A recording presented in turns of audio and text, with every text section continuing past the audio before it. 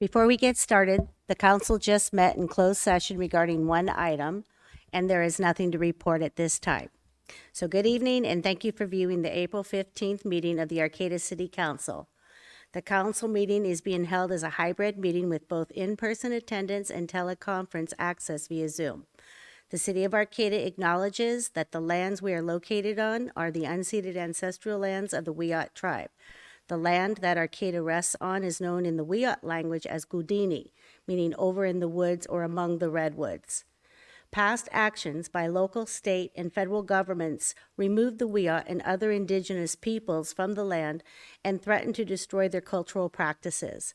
The City of Arcata acknowledges the Wiyot community, their elders both past and present, as well as future generations. This acknowledgement seeks to aid in dismantling the legacy narratives of settler colonialism. If you would like to join us, please join me in the flag salute.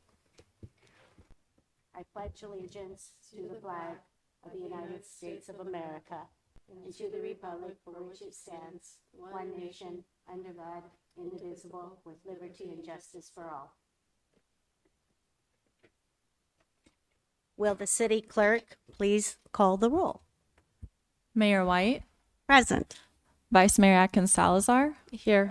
Councilmember Matthews, Here. Councilmember Schaefer, Here. Councilmember Stillman, Present. all present.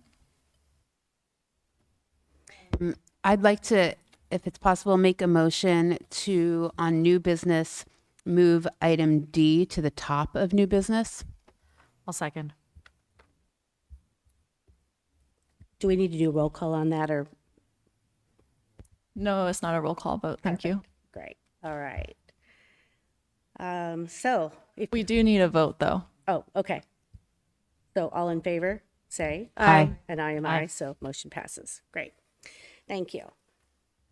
If you'd like to make a comment during the meeting, either for an individual item or during the second oral and written communication period under Agenda Item 11, there are 3 ways to do so.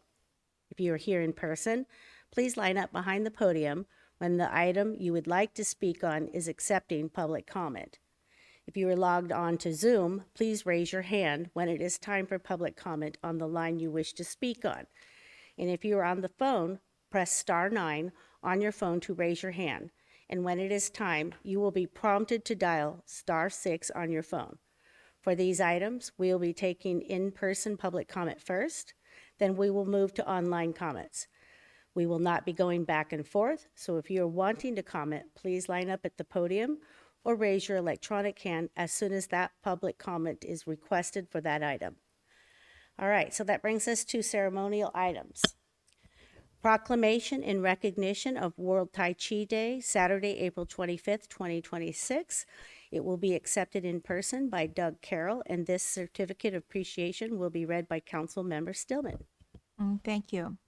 In recognition of the World Tai Chi Day, Saturday, April 25th, 2026.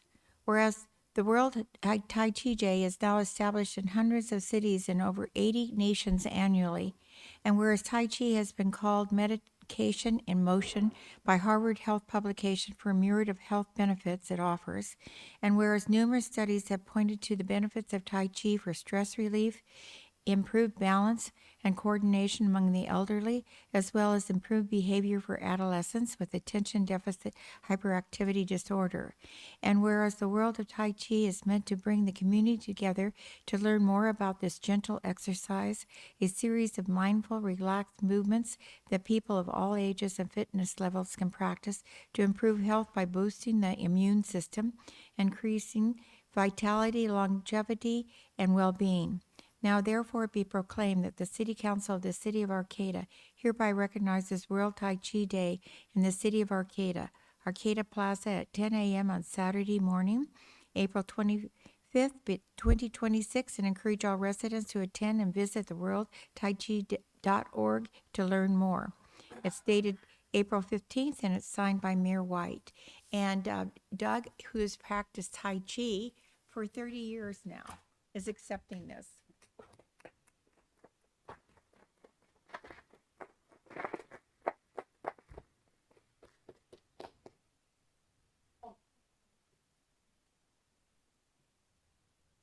You can Okay. Thank you very much.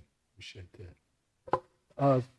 Thank you to the council for this very meaningful recognition. It's Tai Chi, as you may know, one of the basic tenets is that the body, mind, and spirit are not three different things, but three aspects of the same thing, each human being. So the the phrase Tai Chi is translated from the Chinese as supreme ultimate, and supreme ultimate at what? Well, at bringing those three things together.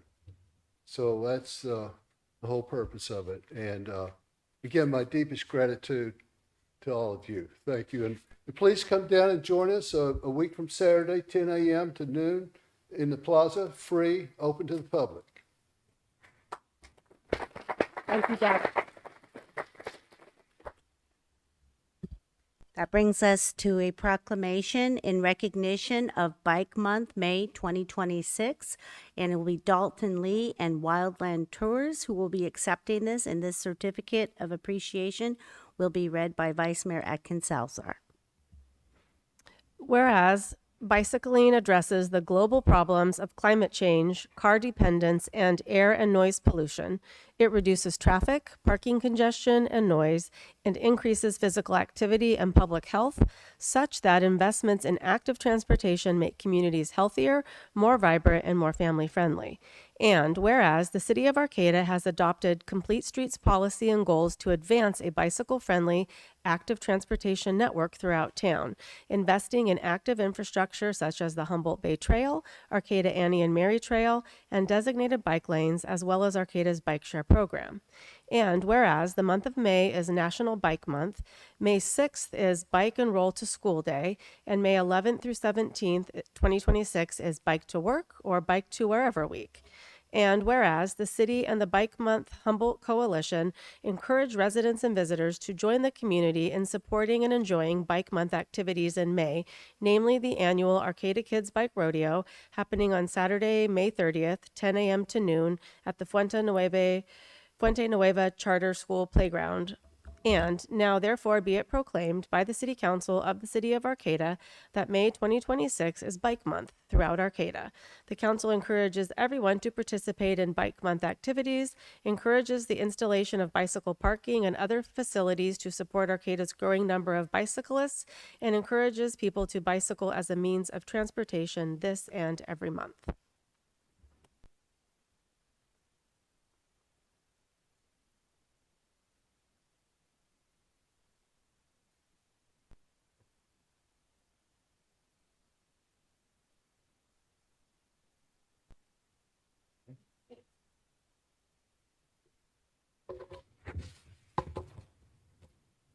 On behalf of bike enthusiasts, commuters, gravel riders, mountain bikers, youth searching for freedom on two wheels, and everyone else that rides, I accept this proclamation and encourage everyone to ride a bike.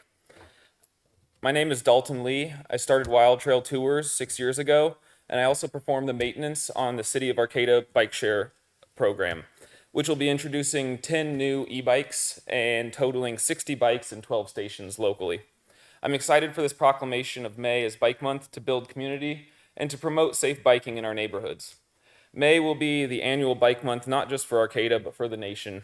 At a time where division through our country can feel insurmountable, there are still activities that we can connect through and with. Biking is one of those activities. The change of pace from driving provides a rider the opportunity to be a part of their environment, not just careen through it, but to live and feel alive along the journey. Riders feel this whether the bike ride is down the street to a cafe or 100 miles through the redwood forests and our magnificent coastlines. When you ride a bike, remember to wear a helmet. Riding with a helmet is the main life-saving piece of equipment for cyclists and reduces the risk of traumatic injury significantly. Through the City of Arcata's dedication to creating more off-road bike paths, cyclists are safer and riding is more enjoyable. I commend the city for their work in creating off-street bike paths and look forward to more connectivity and ridership through the growth of our bikeable routes. In May, events such as the bike rodeo mentioned at Fuente Nueva on the 30th, the bike celebration fair at Jefferson Community Center on the 16th, and the iconic and unique Kinetic Grand Championship on May 23rd to 25th create opportunities to celebrate being healthier, happier, and environmentally friendly through biking together. Let's all find a way to celebrate Bike Month in May and let community and sustainability grow. Thank you again for the Bike Month proclamation, and may we all find joy, safety, and freedom in the act of riding a bicycle.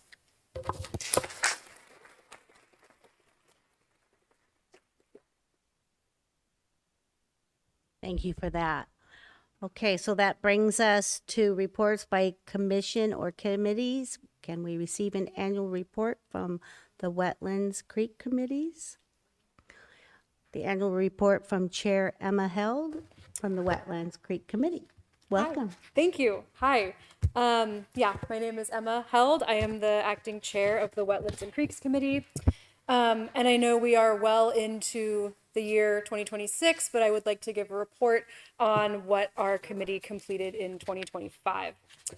So early on in 2025, we established our committee goals for funding year 2025. I won't go through all of them in great detail, but essentially just to support city staff with different implementation projects pertaining to wetlands and creeks, to maintain our presence and involvement in the Measure A ad hoc group and revisit those priorities,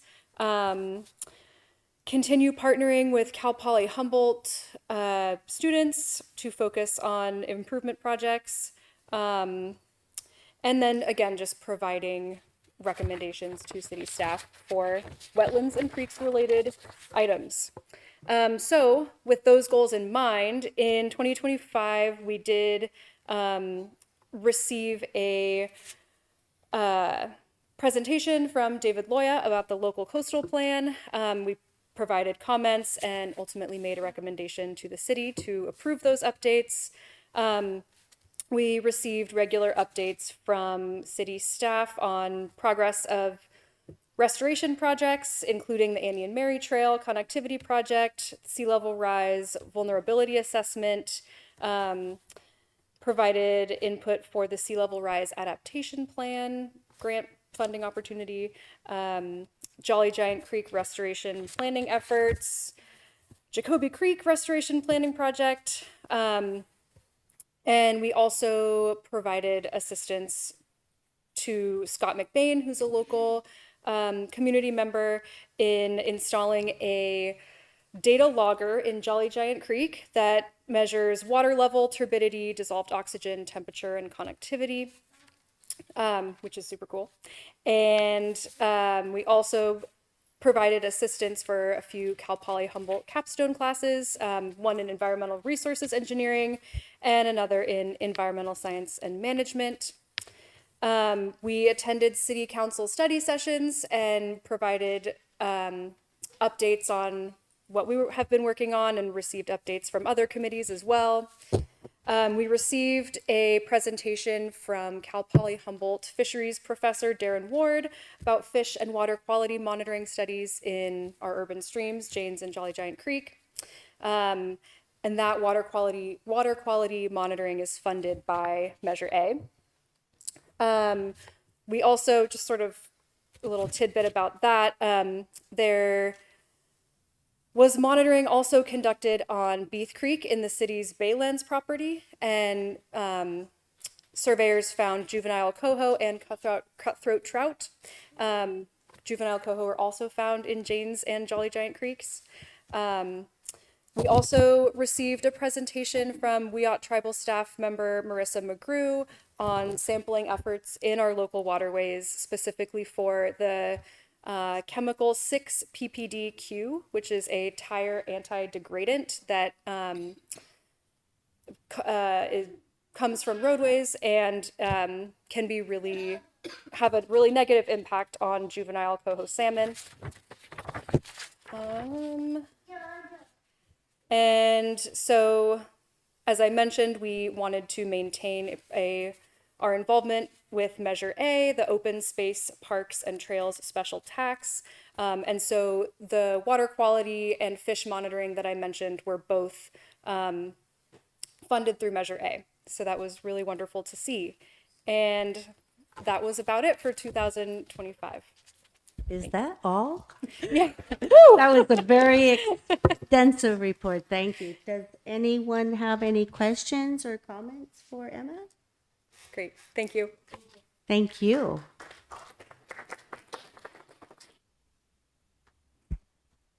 Okay, so that brings us to staff reports. Can we receive an update from the city engineer, Netra Khatri, on the city's paving projects, please? That was very fast. Good evening, council member and member of the public.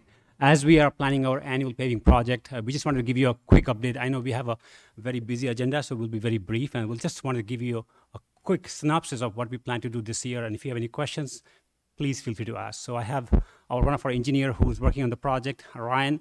He will be giving a quick presentation on this, our annual paving project. Thank you, Netra. Thank you, council. Thank you, members of the public. Okay, there we go. So yes, the annual pavement maintenance project this year will encompass a few different areas throughout the city. Working from the north, we'll be paving Boyd Road from Gentoli Lane to the city limit. And then headed south, we're planning to pave Ross Street between Grant and Sunset. EYE, that's EYE Street. We call it EYE instead of I, not to be confused with the letter I Street. From the end at Grant, including the portion of Grant from J, to the end and the portion of Todd Court that is not yet newly paved. Fickle Hill from Bayside Road to Park Avenue, known as Little Fickle sometimes, and Shirley from Patrick Court to Beverly. And we are also trying to work it into the budget to pave LK Wood between Granite and St. Louis. And we'll move on to some close-up images for a visual. And these are some of the sidewalk improvements we'll be making as well, in addition to paving where it's adjacent to the work areas. This is Little Fickle Hill right here where we have some upheaval by tree roots. The Boyd Road, this is actually an image of West End Road. We're planning on installing buffered bike lanes on Boyd Road that will look more or less just like these. Planning on Ross Street to address some of the non-ADA compliant issues that we're currently experiencing on the sidewalks in addition to the paving. One being this corner at the corner of Sunset and Ross, where we have multiple utilities right here in the curb ramp area. And also where you see telephone poles and utility poles right in the middle of the sidewalk. We'll be doing some bulb outs around those as well. And we're also considering putting a speed hump. We're still trying to figure out if that's feasible. That's through, we've had a lot of public comment on wish for one of those over there. So we're exploring that possibility as well. As we move over to Grant, and Todd Court, we're planning some sidewalk infill. Some of you might know from walking this stretch right here and in this little corner right here. This is the corner of Todd and EYE. This is EYE right here as well. Here is a plan view of the working plans that we're, this would be that same sidewalk infill area that you can see right here. Working its way down to a crosswalk with a bulb out and some ADA improvements here. We have some more utility poles that we'll need to create clearance around as well, and that would create some connectivity to, here's what a rendering of that looks like here. It's somewhat rough, but I think tells the story more or less.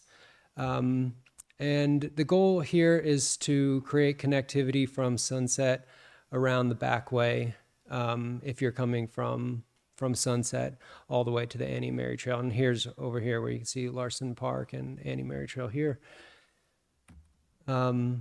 Also, this seems like an okay time to talk about it because we had learned about these recently through some pedestrian safety workshops that we had locally.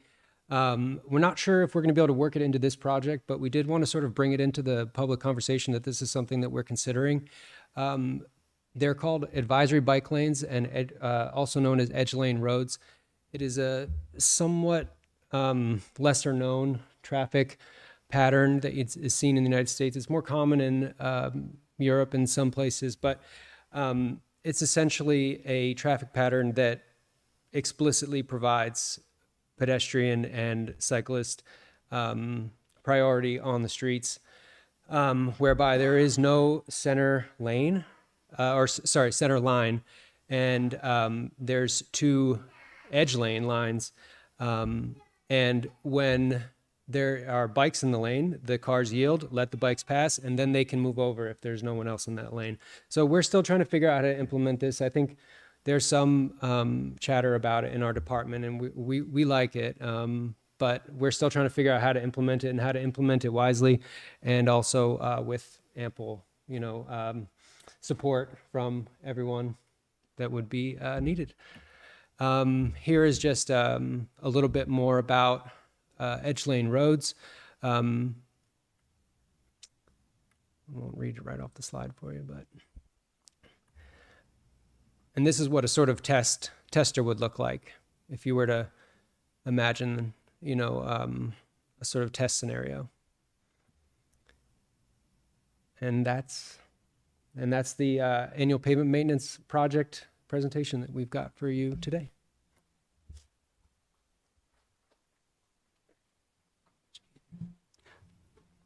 So I don't want to maybe take more time, but I think we can talk about the streets all maybe for 1 hour. Every year we do annual paving project. Last year we didn't spend a lot of money on our paving project because we were just doing in-house work and the small projects because we wanted to have a bigger project this year. So this year we are planning to do last year's budget and this year's budget, trying to combine and do a bigger project so we can pave more streets. So this year you will see a lot of different locations. We're trying to cover more area, and we're planning to do around $2 to $2.5 million project for paving for this year. So that's the goal. And this is about not only by the contractors, our city crew, they also pave the streets. So I think, we have a great team, street crew and utility crew. Every 3 to 4 times a year, they team up together and try to pave the streets. So the reason our streets are in good condition because of our guys are also doing the great work on the street beyond the contractors.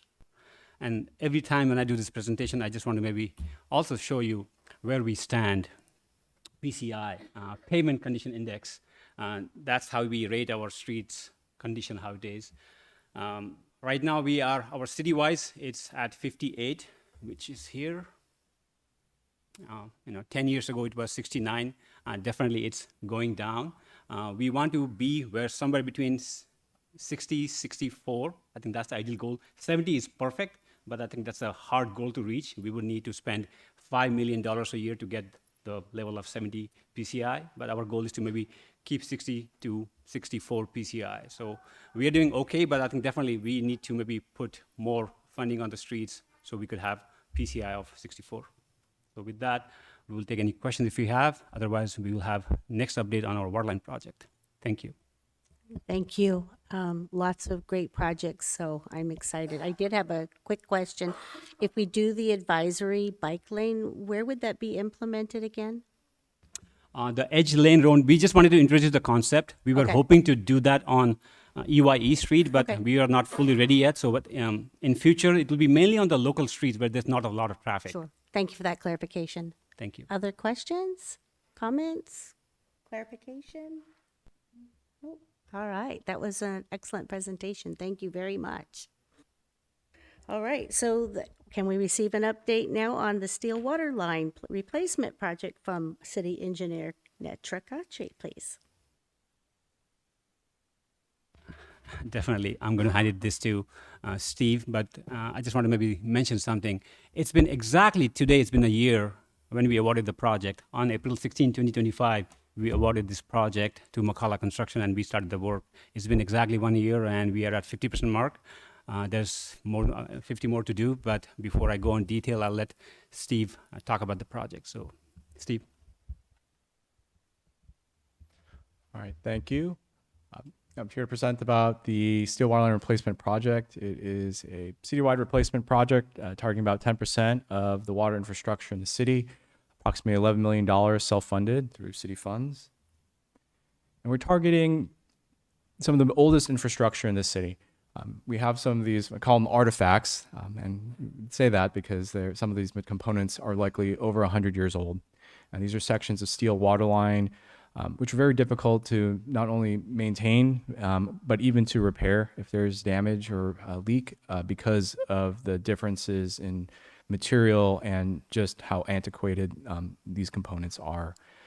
We're also targeting areas that were replaced more recently in the 60s and 70s, but are also approaching the end of their service life and are having history of needing repairs, as well as sections of thin-walled PVC installed in the 80s that aren't quite as durable. And in those areas with the newer lines, quote unquote, which are still old, we are targeting areas with undersized lines which compromise firefighting capacity in those areas.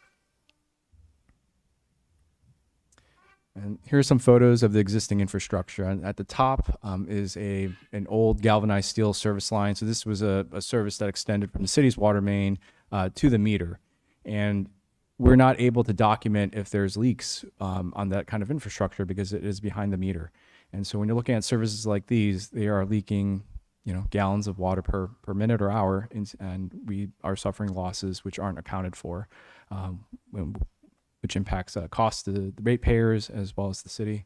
And then to the right of that image is a photo of the interior of one of these artifacts, where you can see the amount of scaling that is built up. It compromises the conveyance capacity of the pipe.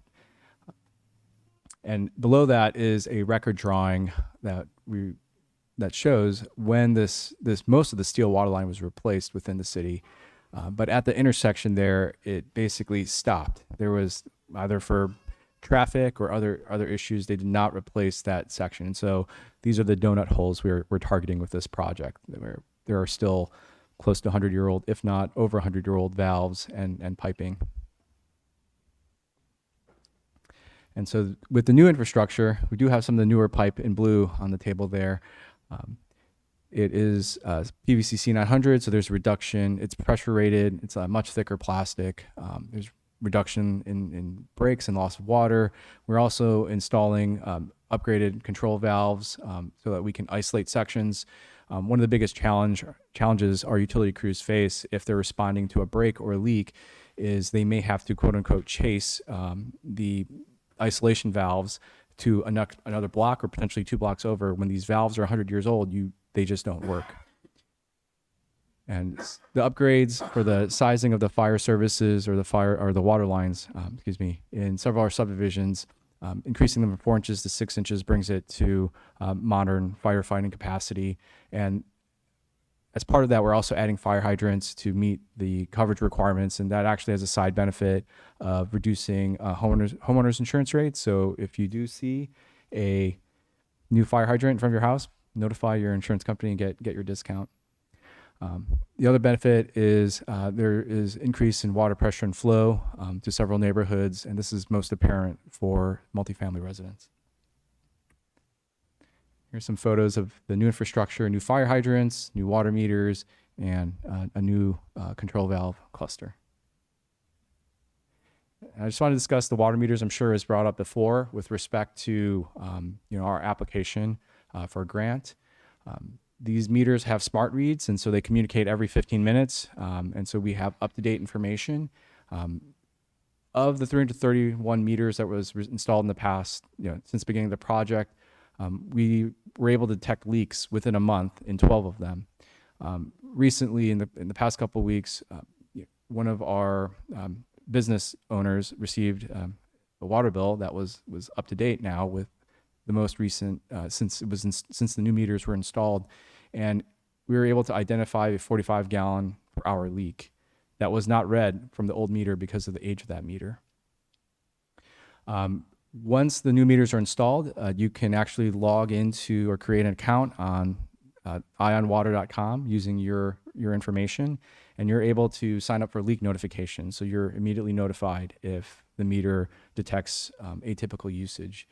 It's actually very important for troubleshooting. It helps the plumbers figure out the issue because they can shut the meter off at the building and they can determine if that leak is still ongoing in real time. And that will tell them if the leak is occurring inside the building itself or somewhere between the building and the meter itself. And of course, there's been significant impacts associated with this project, impacts to parking in the shoulders, and then also road closures, openings in the sidewalk that have to be plywooded over, temporary water, and water service interruptions. This is a challenge. It impacts a lot of businesses, impacts residents. We've been doing our best to communicate all this information with business owners. We did have some stumbles earlier on in the project as it transitioned into downtown Arcata, but at this point we have a 2-week notice as far as the traffic impacts on our GIS website. We also are coordinating with business owners directly. We've sent notices also to short-term stay and vacation rental owners as well, notifying them about the project. And up-to-date information can be obtained on the city's current construction project website. There's a map of the project area. There is a GIS map of current road closures as well as upcoming road closures.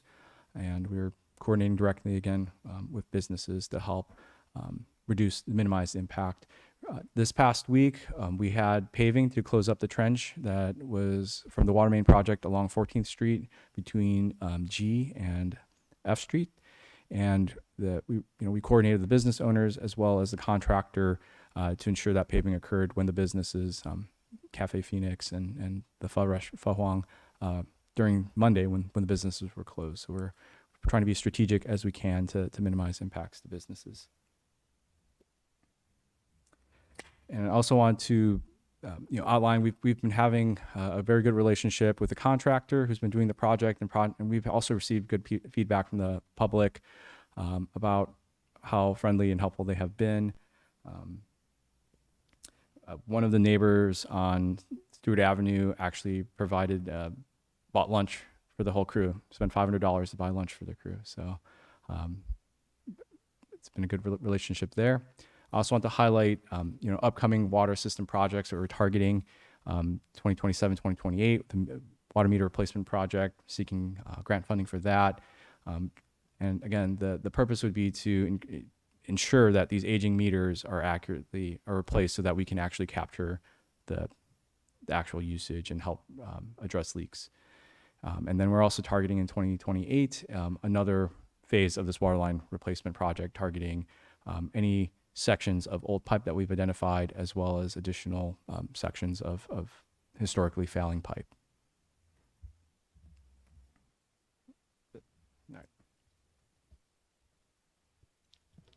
Anything else to add? Well, I could add more. Like, this is an amazing project. We are learning, definitely. As Stephen said, I think we stumbled early on. We were learning, but later on we made some improvements, and we saw the results. Like, one of the person, like Stephen said, bought a lunch, gave $500 cash to the contractor to eat lunch. At Lowe's Bagels, they bought the lunch for all the working team members. So I think it's a good working relationship, and I think we always say, we all hear complaints, but we also hear a lot of good stuff that contractor is doing, communicating with the business owners. So I just want to commend the whole team, Steve's team, our utility team. It's hard to work without our team being called. Like, sometimes contractor doesn't know what's going on. Our guys know, so we have to call them, but they have their other work. But to call them and try to help us, it's tough, but we are able to do that, work in the system. So it's all learning process for us. It's great to give an update. So thank you. Thank you both, Steve and Netra. I think that the lunch speaks volumes, and I'm thrilled to hear that you're able to pivot, and it's lessons learned as you go along. And I am also thrilled to hear that we can get online and keep your eye on the water. Who knew that you could do that? That's pretty cool. So you could identify a leak, find out if it's on your side, if it's between the street, or where that is. So does anybody have anything to add? All right.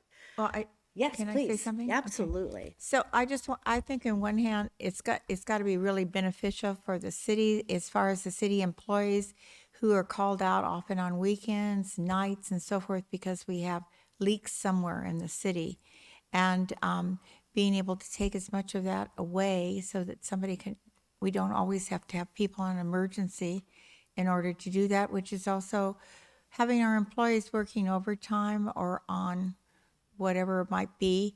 And I think it's much more valuable for us to do this, and then we can save funds elsewhere.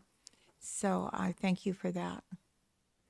And it's been great because I live on H Street, and so I've been able to watch. And, one night I got up and I looked, and now I look at your pipes down there, and I can see there was just a stack of them, one after another, lined up in the street. And I thought if I told anyone that, they would think I was delusional in the middle of the night. But now I look at this and I see this is actually what I was seeing lined up on the street as they took it out and replaced it with something else. So thank you very much. I just wanted to share another story off that comment.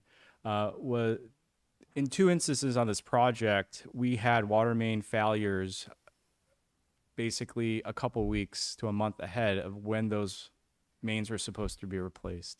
So that was unfortunate, but at least we know we're targeting the right areas with this project. And I also wanted to state that when our crews respond to a water main break and they're repairing it, they do not replace the entire section. They're putting a Band-Aid on that section of main. So they come and put a segment and then they couple it together with the old pipe. And so it doesn't fix the problem. And so this is the type of work, the work we're doing today with this replacement project is what will address these issues in the long term. And I have to make an assumption you will not find any of the old redwood pipes during this, but you could. I would love to find a piece and add it to the collection. Well, I know where there are a couple of pipes right now that you could demonstrate what we used to have, but nevertheless, I'm hoping that they are long gone by now. Thank you. All right. Thank you both again. All right. So that brings us to oral and written communication. The city values your comments. The public comment period allows people to address the council on matters not on the agenda. This early section of public comment is limited to 15 minutes, and speakers are limited to 2 minutes each. If you prefer to have a full 3 minutes for your time for public comment, this item is continued at the end of the meeting under item 12, where speakers are granted 3 minutes. Please note, pursuant to the Brown Act, the council cannot discuss or take action on items not listed on the agenda. The council may respond to statements. There will also be time to provide public comments specific to each item when that item is being reviewed by the council. So please make your way to the podium.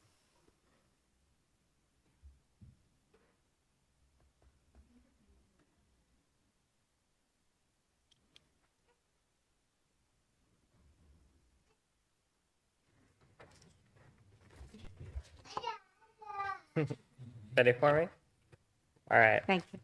Hi, I'm Isaac West. I'm one of the co-workers at Full Cycle Compost, co-owners, I mean to say. And I'm here with my co-owners, Olivia and Skylar. And if you haven't heard of our company, we're the ones biking around town, picking up food waste from residents and businesses and composting it at local farms, gardens, and schools. We also work with local schools to educate the future generations about composting. I'm here today to talk about the future of our business and that of other local composters and how the city of Arcata can help food scraps to stay a local resource for local farms and gardens. We're excited that Senate Bill SB 1383 is coming into effect this year in July. It will mean that so much more of Arcata's food waste is composted and made into a resource instead of producing methane in landfills. Great. We are glad Recology is stepping up to collect much of the city's food scraps, as local composters are not positioned to handle that much compost. We are here today to ask the city of Arcata to step up and make sure Arcata's established small businesses, Full Cycle Compost, the local worm guy, are able to continue to thrive as Recology begins collecting much of the city's food scraps. Specifically, we are asking that in your negotiations with Recology, You make sure if residents choose us to collect and compost their food scraps, they don't have to also pay Recology for that same service. Additionally, we're asking for the city website to clearly state residents can still compost with a local composter after Recology begins collection. It would be very challenging to retain or gain new customers if folks are required to pay the Recology fee on top of choosing the local service. If in that landscape, we would cease to exist as a business. For the sake of time, I'm going to pass this off to my coworker, Olivia. Thank you. So thank you, and we are so grateful for the city's support over the years, including listing us as a composting option on the city website, which we've gotten a number of customers that way. Also allowing us to compost in the earth tubs at Bayside Park Farm in exchange for composting the food scraps here at City Hall. And passing Ordinance 1560 in December 2022, explicitly allowing local community composters like ourselves to continue to operate as Senate Bill 1383 comes into effect. We are asking for the city's support again today. So to be clear, our asks are, 1, in negotiations with Recology, make sure folks who choose local composters like us don't also have to pay Recology's fees. Or if they do, as a city, provide a refund when you see that they are composting with Full Cycle or another local composter. 2, make it clear on the city's websites and in any mailings that go out to residents that folks have the option to compost with us even after Recology begins collecting. 3, if this is not the right legislative body to bring these concerns to, please let us know who at the city we should be speaking with. And if there's relevant city council meetings we should come to when this topic comes up, when will they be? And 4, a number of our customers have also expressed interest in advocating for Full Cycle, and who should they contact to have their voices heard? Thank you for your time. Thank you. Okay. If we could refrain, I do appreciate the sentiment, though. Next. As you know, our species has caused a climate catastrophe and extinction crisis, which are accelerating and getting more severe. More than 40% of insects are gone, and there are billions less birds than there were in the 80s. Weed whackers and leaf blowers have only been around for a few decades, but are contributing to both extinctions and climate change. Weed whackers not only are killing insects and their habitats, yet they do not kill weeds. They are creating microplastics.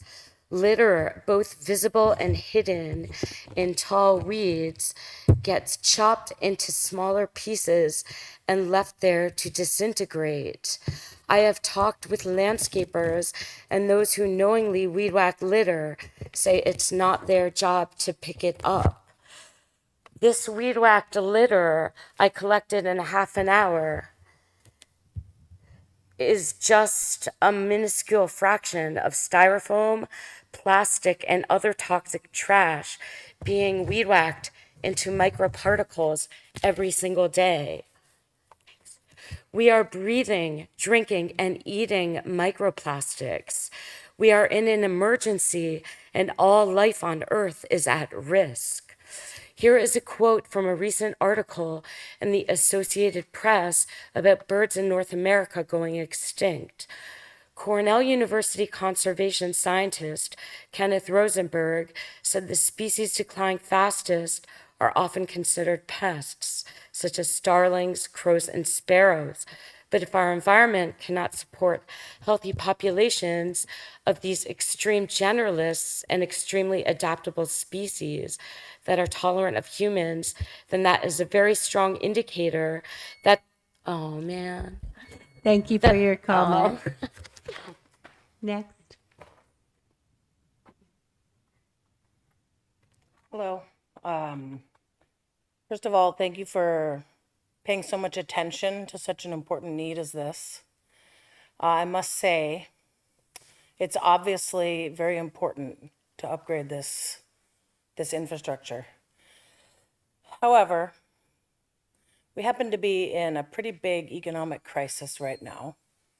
And I'm not sure how easy it's going to be for people. I mean, I don't even have income. I haven't even recovered since my farm was annihilated by the bad laws that were passed.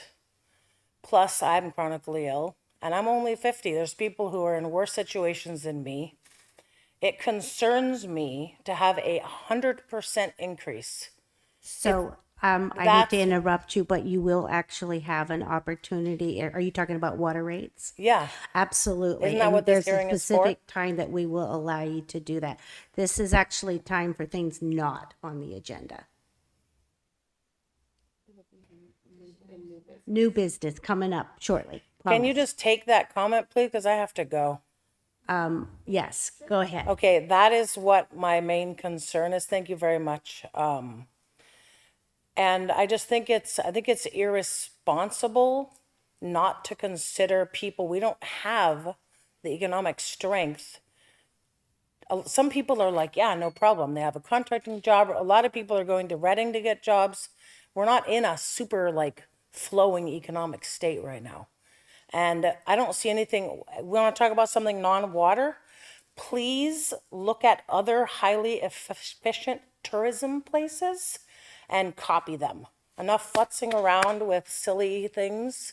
That's what we really want to do something that's not water related. That would be great. You already got my first comment. Thank you very much. Thank you for your time. Do we have anyone else in person that would like to make a comment on items not on the agenda? If not, do we have anyone online? Yes, we have one hand raised online. Okay, we will take that one person. Thank you. Call in user 1, please go ahead.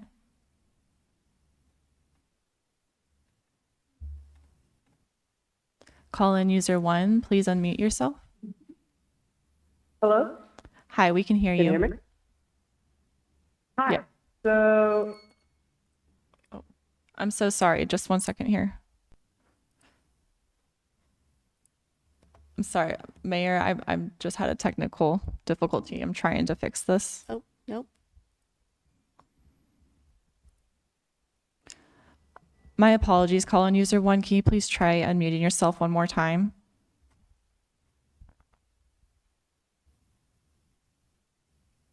okay, can you hear me? Yes. Okay, wonderful, wonderful. So I was calling because I've lived here for 20 years, and my dad, he always told me you can judge a community based off of how you treat the worst off of its population. And I appreciate the improvements going on with infrastructure lately, but in 2023, I watched that man choke to death in my arms. And I will say that shortly before then, he cried because there were certain parts of the town that simply weren't wheelchair accessible.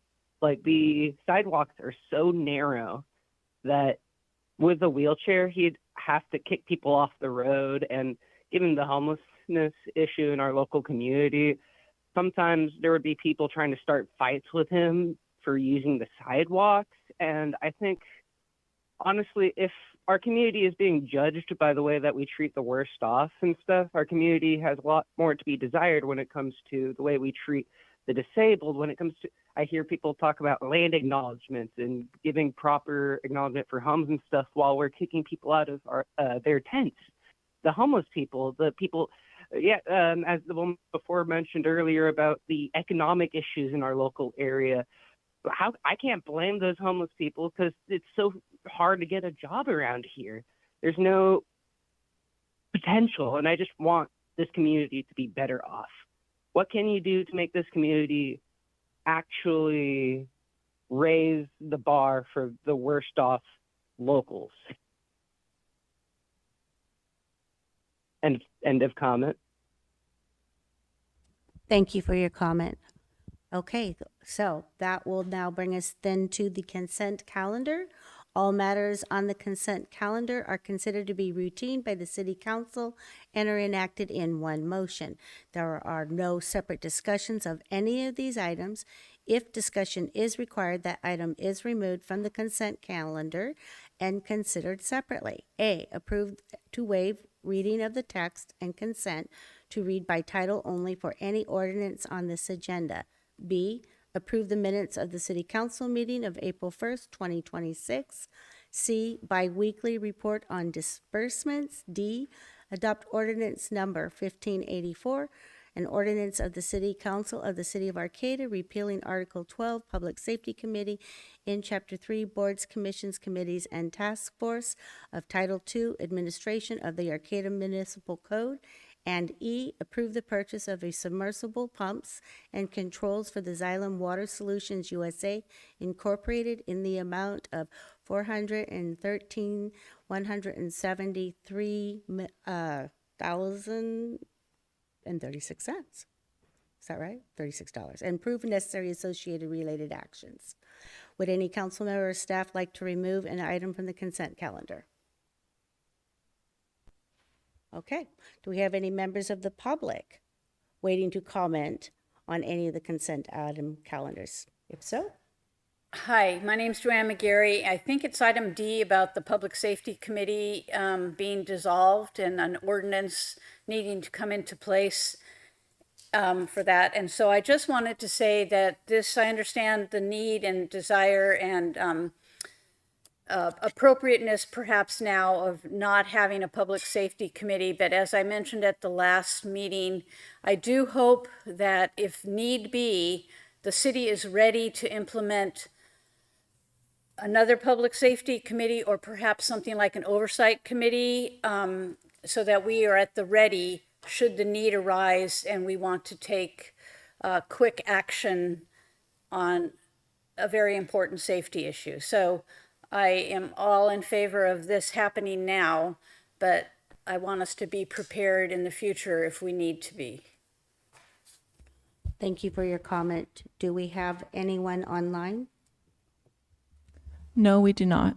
Okay, so may I have a motion to adopt the consent calendar? I would so move to adopt the consent calendar. I will second. Okay, so we have a motion from Councilmember Stillman and a second from Councilmember Schaefer. Is there any other discussion before we go to vote? All those in favor? Aye. Aye. I say aye, so motion passes. Now that brings us to old business. Conduct a public hearing and consider resolution number 256-52, adopting water and wastewater adjustments for the year 2025-26 through 2029-30, and finding the adoption of the rates is exempt from the California Environmental Quality Act, CEQA. I am now opening the public hearing for this item. Can we begin also to have a staff report from Assistant City Manager and Finance Director Tabitha Miller, please? Good evening. Thank you, Mayor, Vice Mayor, Council, and the members of the public. We'll move quickly here. So I just wanted to start by acknowledging that on February 4th, 2026, the City Council authorized staff to begin to initiate the Proposition 218 process. That's part of the legally required by Constitution in California process to make sure that the public is involved. Just for the record, there were written notice of the proposed rate increases was provided to property owners and tenants of record within the city's service area at least 45 days prior to tonight's hearing, and the notice included the amount of the proposed rates, the basis upon which the rates were calculated, the reason for the proposed increases, and instructions on how to submit a written protest, and the date, time, and location of this public hearing. Tonight's action, we're going to conduct the public hearing, and so I believe that we should open the public hearing, and then we'll have a very brief staff report.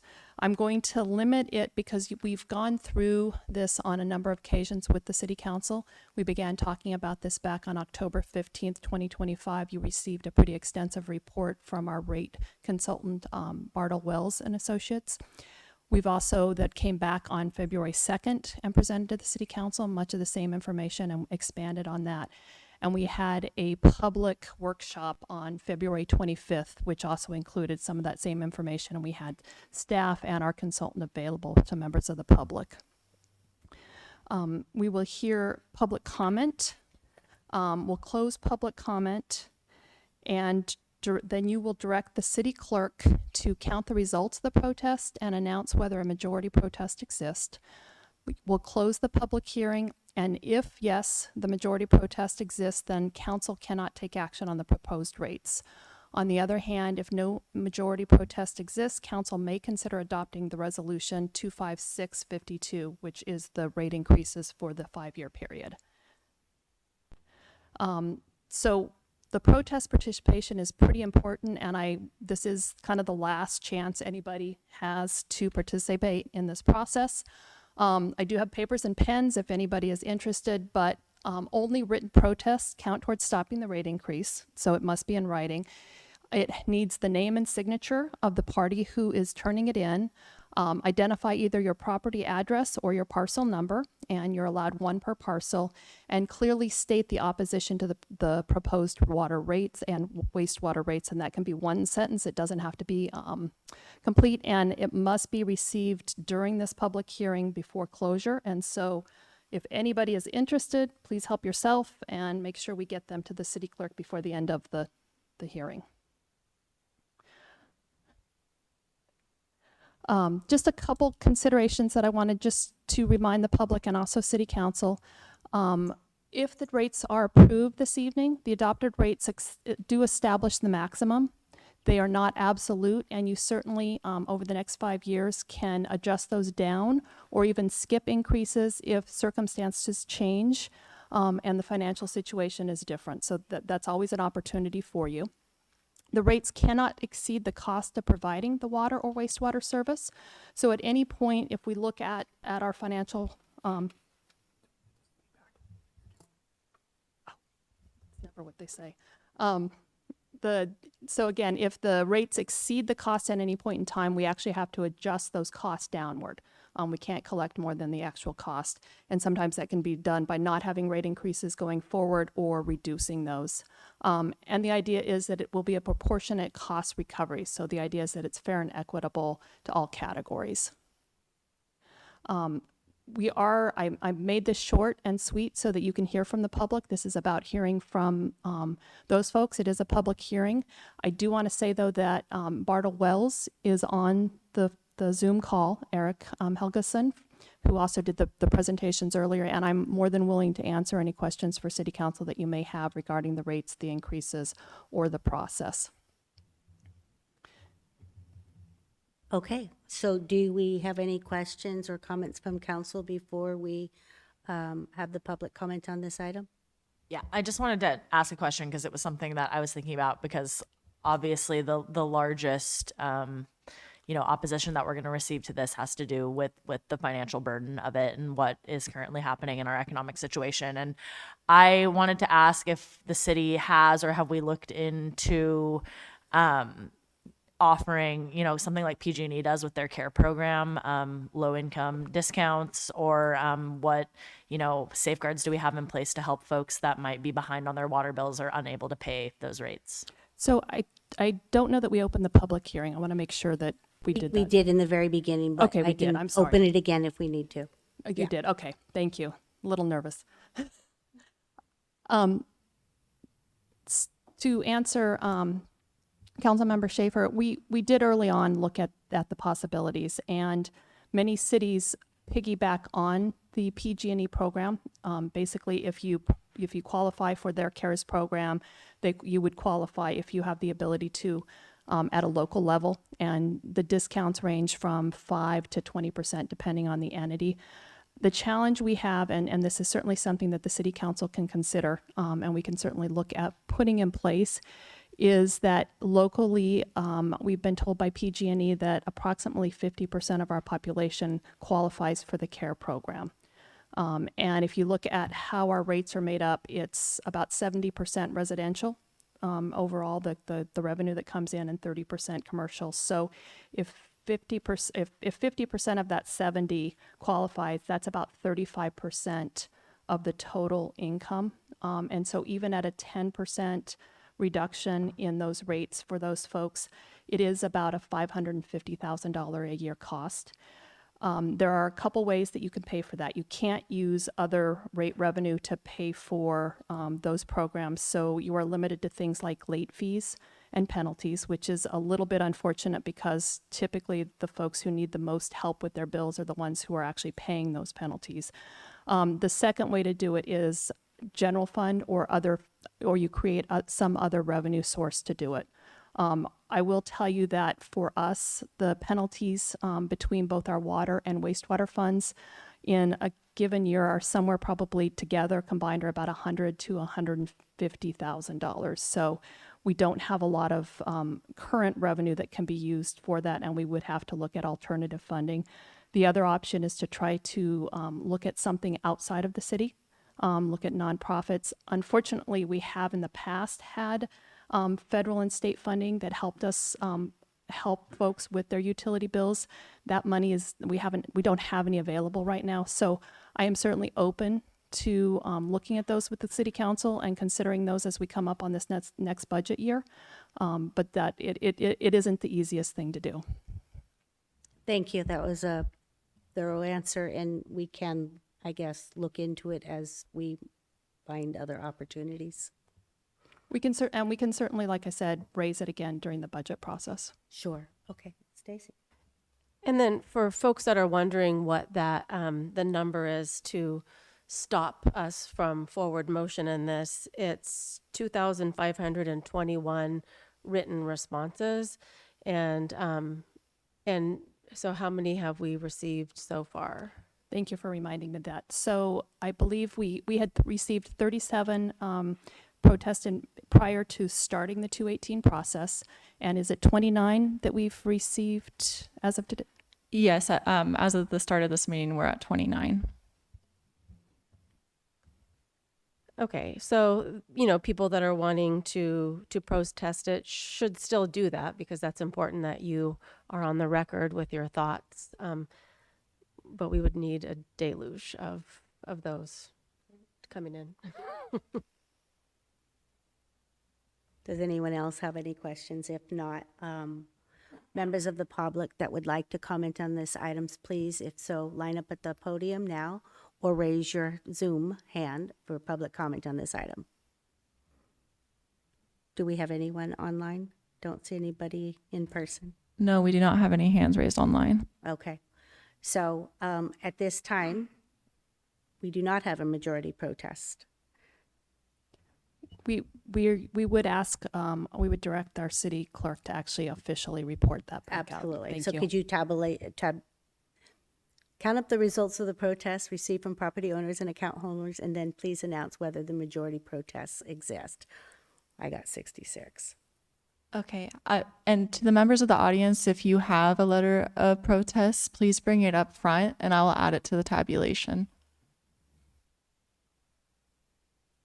And while she's collecting, I just want to say that if you, for those, I hope that people have watched our previous meetings, because there wasn't one person on council or staff that was excited about doing this. We know the community in which we live and how expensive everything is. And so, although, that doesn't necessarily change the dollar amount, that is what's in our hearts. So this was not, has not been an easy discussion. Yeah, and I want to add too, and I know never read the comments, but it seems online too. It's just a misconception, and I know Tabitha already touched on this with the Proposition 218 process, but that it is a cost of service model, and this is something I know from being on the Energy Authority also, is that you cannot charge rates beyond what you need to provide the service and to fix the infrastructure and to, along with all of that. And so it's not to, get anybody an inside deal or anything, or it's not to raise anybody's salaries. It's to literally replace infrastructure that has historically not been invested in. If you look, over the years of what councils have put into our water infrastructure. So it's landed in our lap because it's been pushed down the road. Thank you. I just want to remind folks that this is the most, and that if for some reason something came to fruition, we found state, federal funding, nonprofit grants, whatever that might look like, then we would pivot and adjust that, and it could definitely be lower. Is that correct? It is, and something that you will see later on your agenda is the annual fee schedule. And so every year we bring those forward, and we will place whatever increases are being adopted tonight in those particular years. But it gives City Council an opportunity to take a look at those, evaluate those. It gives staff an opportunity to bring you opportunities that if those funds are not needed at the full rate amount, that they can either be reduced or even skipped for that year. So there will be an annual process where city councils will have an opportunity to evaluate whether or not those have to stay in place. Well, and one other thing, speaking of like online comments, there is a lot of misinformation. And so just like the commenter that spoke earlier worried about a 100% increase in cost, it's not that. And I'm really sorry for the misinformation and that the grief that people are feeling. So even though it will go up, I don't think it's going up as much as folks think. If you look at the graph, wastewater and water are combined in the bill. So we get our bills and we just see it as our water bill, but it's only the water portion, not the wastewater going up, and it's not going up 100%. And Tabitha can elaborate on that if she would like. So as you can see, again, I think it's really important to remember that the biggest increase is on the water side. And that the first increase is an average of 23%, and that is a large amount. There's two things that are happening that will offset that on your total bill. One is that that's only on 35% of your bill, and you can see it'll be $11.59 when that goes into place. The other thing that'll happen as of July 1st is that for residential, single-family residential homes, your sewer piece, the average amount is actually going to decrease. Currently, it's $88.95, and again, that's the average based on 100 cubic feet of water used on a monthly basis. That'll drop to $82.31, and that cap will be eliminated. So if you use more than 500 cubic feet of water in a month, you won't end up paying the extra usage you're paying now. So with those two factors in place, your increase initially will be 3.6% for the first year. I'm gonna switch to the next. Could I ask a question on Sure. like a 5-year average? Is it like 14%?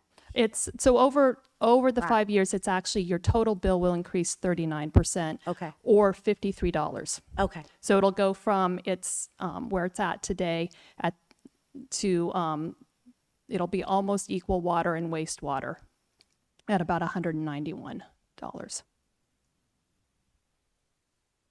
Thank you. So are we with the counting? Yeah, thank you. Thank you, Mayor White. If you're ready, I can go ahead with the tabulation. Thank you. So prior to the initiation of the public hearing on February 4th, 2026, the city received 37 protests as Tabitha stated. Since the public hearing opened, we have received 31 protests, and that is as of this moment receiving protests during this meeting. So that being said, I'm reporting that this number is clearly less than the majority protest. Thank you. Okay, so with that report, written protest received, I will close the public hearing. Do we have any final comments from council or a motion? Well, I wanted to say, we also are dealing with our water meters, and we applied for a community development block grant because we know we have a lot of water meters that aren't functioning correctly. So if someone happens to have a water meter that's not reading correctly, and when they get it replaced, if we were able to get this grant funding to start replacing water meters in Arcata, and it starts to read correctly, then it will be sort of a shock to see how much water is actually used. And we know right now that we have, how many meters do we have that you're tracking that aren't reading correctly, please? Well, how many that aren't aren't reading correctly, that's probably an unknown number. We have isolated about 375 that we definitely need to check for usage. So that's quite a few. So I don't know if any of the people that protested have, hopefully all their meters read correctly, but with this, hate to see water rate increases and over the years, I have seen them happen and we've had to do it. But I'm hoping eventually if we get our water meters replaced, then everyone will be actually paying for the water that they use. And so no one will be supplementing someone else. And I think that's a good goal that we have. And I know during our steel water pipe replacement, we're also replacing water meters. And so that's a tie-in. And so possibly a lot of the water meters that aren't reading correctly are going to be replaced during this process of the steel pipe replacement. I just wanted to mention that because it could have an effect on your water usage. Thank you. Yeah, you'll be paying for what you use, so it'll be much more equitable all around. So, do I have a motion? I will make a motion to adopt resolution number 256-52, establishing water and wastewater rate adjustments for the fiscal year 2025-26 through 2029-30, authorizing the city manager, assistant city manager, finance director, and environmental services director to implement the rates, update the master schedule of fees and charges, and make non-substantive corrections to the exhibits and complete all billing system updates, and find that adoption of the water and wastewater rates is exempt from the California Environmental Quality Act. I'll second. So we have a motion from Vice Mayor Stacy Atkins Salzar, and I'm sorry, who did the second? I did. Okay. Someone else can do it. I just made a motion. And a second from Councilmember Stillman. All those in favor? Aye. Aye. And I'm an aye, so motion passes. Okay, so that now would bring us to new business, and we have a motion somebody was wanting to move. We already did. It's already done, so I'm just going to go straight to item D. We're going to be holding a public hearing to consider abatement for the properties located at 4600 Valley West End Road, Arcata, assessor's parcel number 507-081-055, and adopt resolution number 256-55, ordering the abatement of a nuisance regarding 4600 West End Road. May we have a staff report from the building official, Joe Bishop, and Deputy Director of Environmental Services, Streets and Utilities, Doug Colbert, please.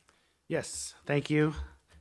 It is recommended that the council open the public hearing, receive the testimony from the Deputy Director of Environmental Services, Streets and Utilities, and/or myself, receive the property owner's testimony, hear testimony of other persons, and close the public hearing. Thank you. So do we have any questions or comments from council before I open the public hearing? Do we have any members of the public waiting to comment on this item? If so, please line up on the podium now or raise your hand on Zoom for a public comment on this item. Do we have anyone in person?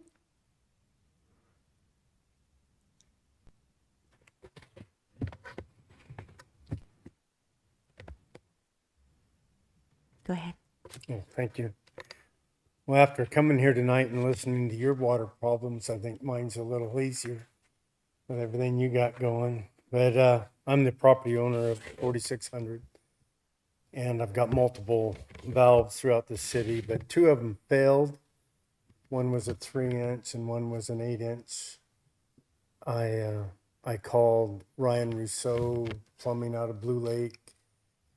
He fixed the 3-inch and it passed. He then opened up the 8-inch and he found some particulates in that. But he didn't have the proper testing tools, he said, to test it. So I then called Maples Plumbing, and Maples Plumbing went out and tested it. And due to their showing what the result was, I barely passed by a pound. And then today I found out that city retested it and that I failed by a pound or two. So I guess I'm asking the city give me a week or two and we'll go ahead. We ordered the new valves, but since we passed, I didn't install them. But if I had an extension of a week or two, I could change the valve out. And if I may ask, though, if the city could test it when I was done, I'd appreciate that. So. Okay, thank you. Can you, do we have, Make sure we don't have any other comments. And Joe can give a recommendation. The council has a latitude to grant a 30-day extension, and I think that's what we do. And I think the real key here is that we just need to make sure that this gets done. It does constitute a threat to public safety of the water supply, and you know, we know Bob and work with him. So I think we just want to make sure that that gets done. So I'm glad to hear the parts were ordered, and I'll have Joe provide that recommendation Right. for that extended period of time to get that and done. I didn't hear if we had anyone else on Zoom wanting to make a comment. No, we do not. Okay, great, thank you. Sorry about that. So, we've, You could just take the recommendation from the building official and then make your action. He'll provide you with the 3 options you could take, but I think at this point our suggestion would be to provide an additional 30 days. We always work to have voluntary compliance, so we're happy to have Mr. Fegas here to let us know what that status is. So if we are not opening the hearing, then I will just go straight to the recommendations. You have the option to terminate the abatement, grant a limited one-time extension of no more than 30 days, or adopt the resolution we have presented. okay, thank you. So 30 days is enough to get this taken care of? All right, well then I'll make a motion to grant a limited one-time extension of 30 days. I'll second it. Okay, so we have a motion from Councilmember Matthews and a second from Councilmember Stillman, and if there's no discussion, go ahead. Oh, sorry. Yes, I'd just like to speak to what, please. yes, we will be, as soon as we're notified, we have 8 testers that we have here on staff. So as soon as you're fixed and ready to go, just give me a call and we'll have somebody out there within an hour. So we'll take care of that. Yeah. Yep. Thank you. All right, so all those in favor? Aye. Aye. And I say aye, so motion passes. Okay, so oral and written communication. The city values your comments, the public, no. Oh, that's right, I'm ready to, yeah, we're done, we're going home. Okay, so back to introducing ordinance number 1586, an ordinance of the City Council of the City of Arcata, amending the Arcata Municipal Code relating to cannabis consumption, lounge permit standards, and restrictions. May I have a staff report from Community Development Director David Loya? Yeah, good evening, Mayor and council members. I'm here with a member of my staff, Mari Pepper, who's an assistant planner with us, and she'll be giving the principal staff report on the ordinance number 1586. But I did want to just start with a little bit of a background. First, Mari's background. She is a rising star in planning. She came to us and asked for an internship, and within the first couple of weeks of working with her, I realized that if I wanted to keep her and to give her the tasks that I wanted to give her to really help the department out, I'd need to pay her for that. And so we brought her on as a temporary employee and has been working here with the intent to leave us in May. And so we've been trying to both wring every last drop out of her that we possibly can, but also give her some great experience in planning, experience that an assistant planner typically wouldn't be able to obtain, especially in such a short period of time. But Mari is really an amazing student of planning and a glutton for punishment. And so she put this ordinance together, drafted it. I worked closely with her to make sure that we had a good draft. White Brenners reviewed it and given their blessing and actually caught some critical issues. Our city clerk also found a couple of issues. So I want to thank everybody for the all team play on that one. And she's put the presentation together tonight and will be presenting to council. In her interview with Capitola, who's going to be her next gig, apparently they raised eyebrows when they heard that she was going to be presenting to you all. So wanted to let you know that she's up to the task, and if you have any hard questions, I might take them, but please feel free to grill her as you would normally. No pressure. No pressure. Thank you, Mari. Yeah, thank you for that introduction. So I guess I'll just dive right into it. The purpose of this ordinance would be to amend the municipal code to clarify the city's authority to permit cannabis consumption lounges subject to the approval of a use permit, which would update the smoking restrictions, definitions, and exemptions consistent with state law.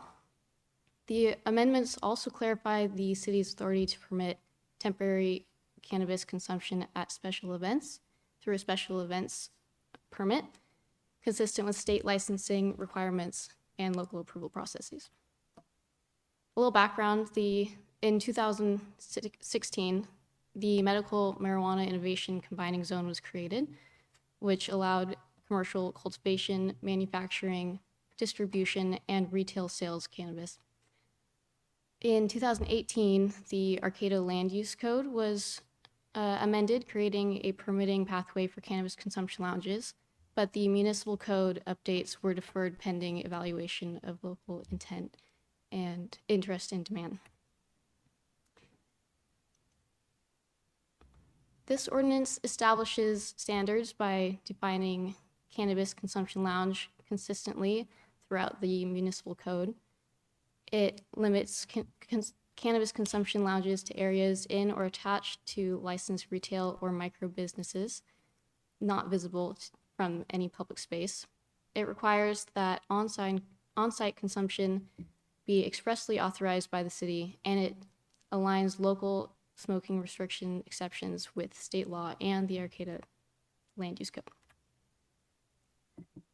The California Business and Professions Code authorizes local jurisdictions to permit on-site smoking, vaporizing, or ingestion of cannabis at licensed retail or micro business premises with local authorization. This ordinance relies on the statutory framework to clarify Arcata's regulations, ensure on-site consumption is permitted in a controlled, locally authorized manner. Several nearby jurisdictions allow cannabis consumption lounges, reflecting a growing trend among local governments. Some of these include Eureka, Ukiah, San Francisco, Sacramento, and Santa Cruz.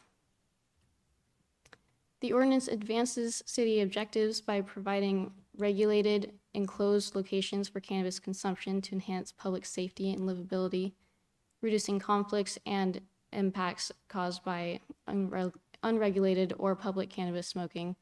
It improves consistency and enforceability of city regulations, and it supports economic development and local cannabis businesses. There are 2 local businesses, 1 existing operator and 1 prospective applicant, which have expressed interest in on-site cannabis consumption authorization. Currently, Humboldt Premium allows consumption via ointments, tinctures, edibles, or drinks, but they're not permitted to ingest cannabis through smoking or vaporizing. This ordinance supports local cannabis businesses in diversifying and expanding their operations. Amendments would also allow temporary on-site consumption at events such as CannaFest. Staff recommends the City Council receive the ordinance, open the item for public comment, and introduce ordinance number 1586. I move to introduce ordinance number 18. Oh, got it. So just to close out, we did put the motion on the screen here if you wanted to have that. It's also in your staff report. The only couple of things that I would add is that there are also a couple of attachments in the staff report that kind of lay out a draft implementation of how we would roll this out. Businesses would still have to get a use permit in order to have the ability to open a smoking lounge. But then we would also have additional regulations and policies that we would use to implement those. What's in your packet right now isn't final. It hasn't been vetted. This is just a draft. But just to give you a sense, a flavor for what types of things might be included. So really all we're asking you to do tonight is to introduce the ordinance. We'll bring it back for adoption at your next meeting. And yeah, I think with that, if there are folks in the audience that want to comment on this, we'd encourage that. So I am opening the public hearing. Anyone who'd like to make a public comment, make your way to the podium. Same with folks online. Do we have anyone?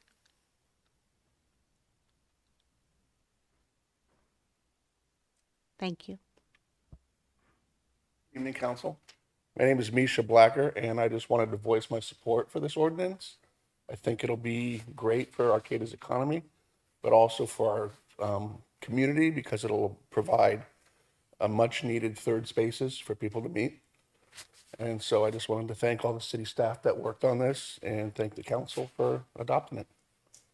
Thank you for your comment. Next.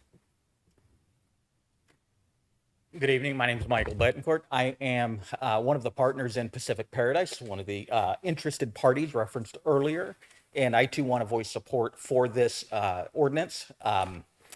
I do believe it would provide a safe space.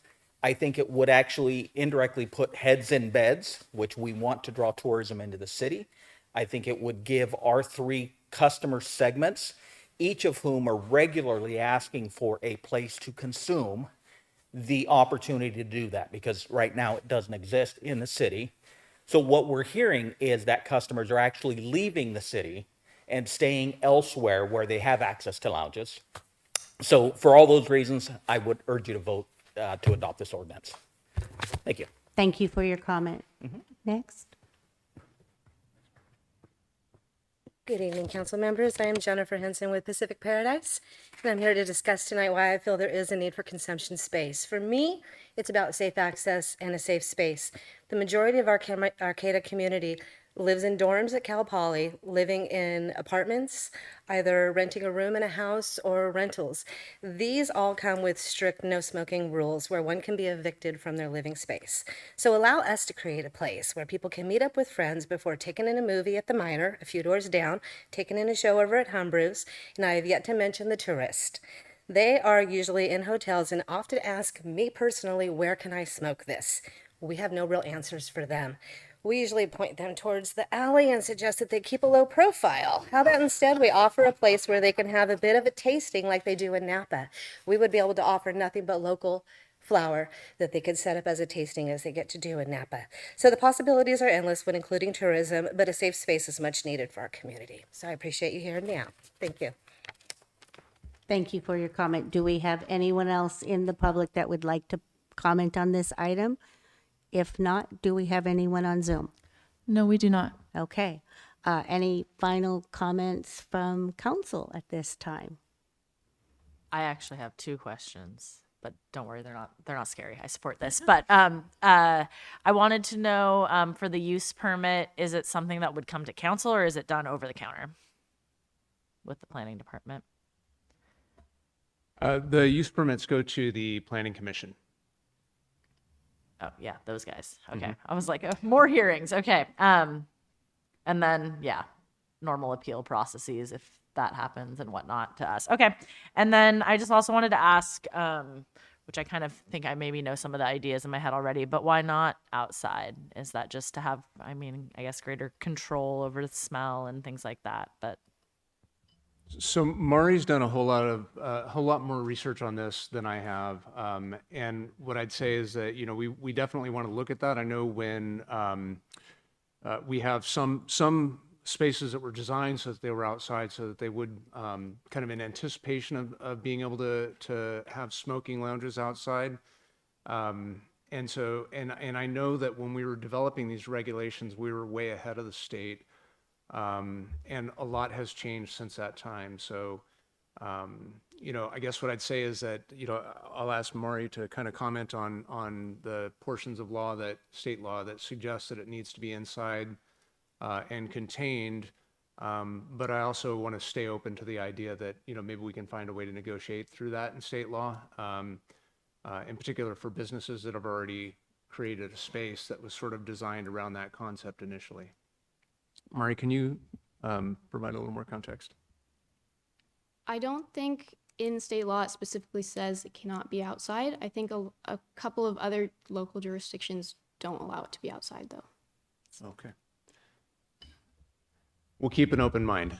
Yeah, so there will be a pathway to that eventually. I don't want to guarantee that. We're looking into that. I think that's why I was suggesting the regulations that are in your packet are draft at this point. I think we reiterated some of those local regulations. I misunderstood and thought that that was based on state law.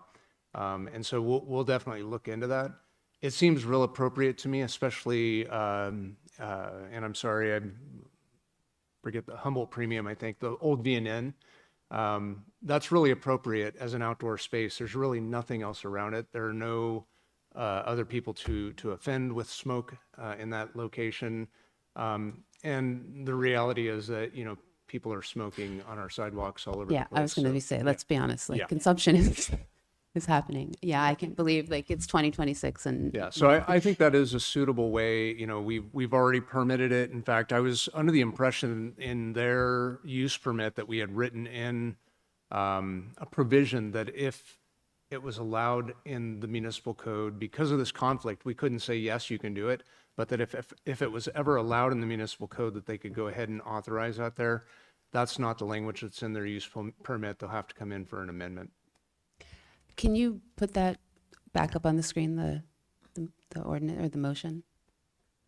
Because So I the- would really, you can comment, but I really would like to make this motion and then we I don't can- want to make a motion. just wanted to ask a question. Go ahead. Can I? Or I can do it after you make No, a go motion ahead. and it's seconded. I also think Vice Mayor Atkins also would like to make a comment too. So in this, in this ordinance, would it be allowed to have the outside smoking or not? Yeah, the ordinance is silent on it, so we would be able to, with this amendment, we'd be able to do an outdoor smoking lounge. Okay, thank you.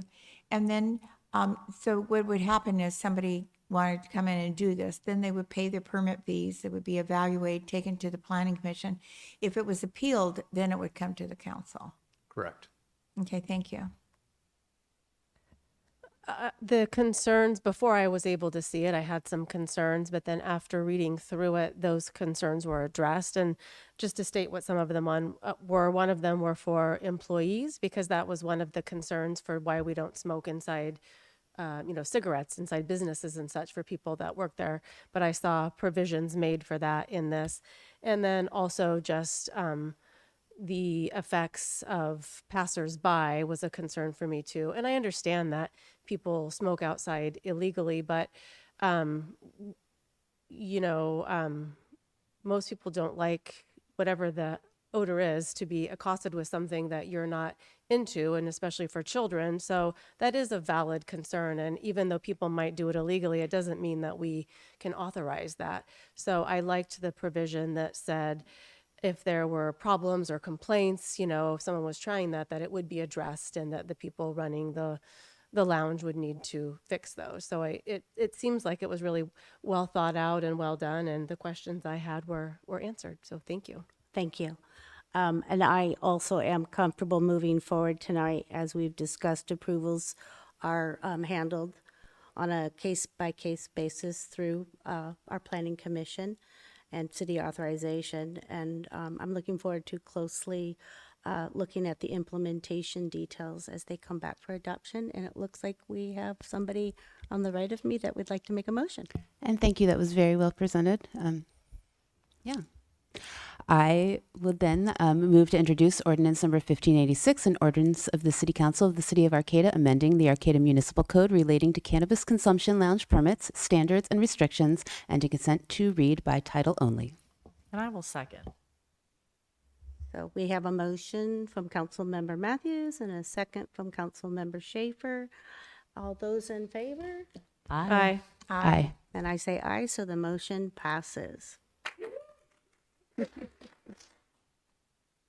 Okay, so that brings us then to a public hearing to approve the annual engineer's report and declare the city's intention to continue to levy and collect assessments of 3 existing landscape maintenance assessment districts. And it looks like we have a staff report coming from City Engineer Netra Crabtree, please.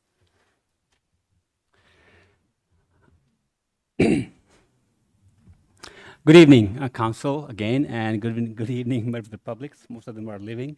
Uh, but we are here. So this is our routine item. This was also in our last council meeting. I think it got pulled under consent. So this is our, I would say, we do this every year. So this is the public hearing and approval of engineer's report with resolution. So city could continue to collect the assessment from those properties, from those assessment district. Currently, we have 3 assessment districts in city of Arcata, where our city staff provide park services, lighting, and maintenance work. And the assessment collected goes towards covering those costs. So I have a detailed information if you're interested. If not, I'll just pause here and maybe just take the public comments. But as you notice in our last meeting, in one of the subdivision or assessment district, we have spent a lot of money, especially on the Mad River Parkway. We collect only approximately $7,000, but we spent last year $43,000.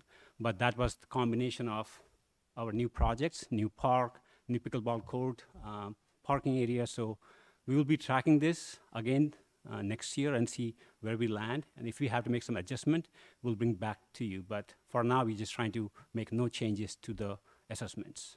So with that, I'll pause and I'll take any questions if you may have. Okay, thank you. So before we open up the public hearing, do we have any questions from council at this time? Okay, so anybody who would like to make a comment on this, please line up at the podium now. Do we have anybody online? No, we do not. Okay, so then do we have a motion? I will make a motion to adopt the 3 resolutions declaring the city's intention to continue to levy and collect assessments, including the Mad River Parkway Business Center Landscape Maintenance Assessment District Resolution Number 256-44, the Janes Creek Meadow Landscape Maintenance Assessment District Resolution Number 256-43, and the Winsong Landscape Maintenance Assessment District Resolution Number 256-42. I'll second. Can Okay, the, so I'm go ahead. sorry. I just want to make sure I wrote this down correctly, Vice Mayor. Did I hear correctly at the beginning of your motion to approve the annual engineers reports? I did not, so I will also make a motion to approve the annual engineers report. Thank you. I'll still second, yes. Okay. Thank you. So we have a motion from Vice Mayor Atkins-Seltzer and a second from Council Member Matthews. If there's no more discussion, all those in favor? Aye. Aye. I say aye, so the motion passes. Okay, so that brings us to public hearing to consider adopting resolution number 256-53, updating the master fee schedule for fiscal year 2026 to 2027. May we have a staff report from Assistant City Manager and Finance Director Tabitha Miller, please? Good evening again. Good evening again. So we go through this process approximately the second meeting in April every year. It's part of our budget process so that we can update our fees and our fee schedule. The first thing we do is that we consolidate all of the fees into one schedule. You have a 23-page document that's attached to the resolution here. It includes fees that are like our water rates and things that are outside of this process, but we like to put them in one place for customers so they can see everything there. There is a public process that we have to go through to increase fees, and the fees in the fee schedule will all be effective, that anything that's changed July 1st of 2026. The exception to this is the water rates. That goes through the 218 process. We already completed this evening, and those will be in effect on May 1st, and the changes in the wastewater rates will be effective July 1st, just to give you a little bit of background. Overall, our goal is to recover, just like in the water and wastewater rates, just the cost to provide those services and no more. Services are a little bit different than taxes in the sense that taxes are community-wide. Fees are specific to the folks that are benefiting from those services, and so that's why we have the ability at the local level to not have to take it to a vote, and we can approve it and make changes here. As a standard, most years we will simply take our fees and increase them by inflation. We use the West CPI-U average. It was 2.7% between 24 and 25. And for many of our fees, we applied that factor to it. There are other methods that we use. As you're aware, we have the independent fee study and the 218 process for our utilities. Sometimes we will have reduced market rates so that we're competitive. This is used for facility rentals, recreation programs, things like that. A number of our fees are actually regulated by the federal or state governments, and so we have to follow what they set as the standard fee. And there are a couple exceptions, one of them being our building fees. We adjusted by an additional 5% to phase in a cost recovery because we found that we're not close to recovering the cost of those services. And then there are things that we consciously subsidize, family programs, economic development, and sometimes our child programs in our recreation program. I'm not going to read through this, but there are a number of fees that are not increasing this year. And so there's lots of things that remain the same from year to year. This is just a really quick chart, just to give you perspective. About $74.6 million is our revenue projections for 25-26. User fees and charges accounts for about 25% of that at $18.3 million. And as you can see by the chart, because it's based on how much revenue is collected, wastewater and water charges are certainly the vast majority of that. It's about 85% of the total. Planning and building next, recreation fees, stormwater, facility rentals, and then the tiny spot down there in the right-hand corner is the few fees that we collect through our police department. And with that, I'm happy to answer any questions.